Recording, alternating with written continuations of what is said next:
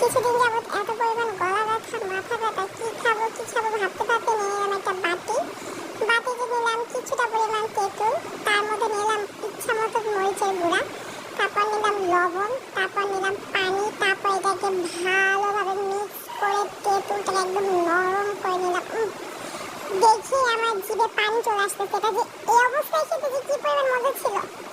এরপর এইটাকে আমার হচ্ছে না, দিয়ে দিলাম হচ্ছে তোমার লেবু, আস্তে একটা লেবু দিলাম এখানে, তারপর দিয়ে দিলাম হচ্ছে সরিষার তেল।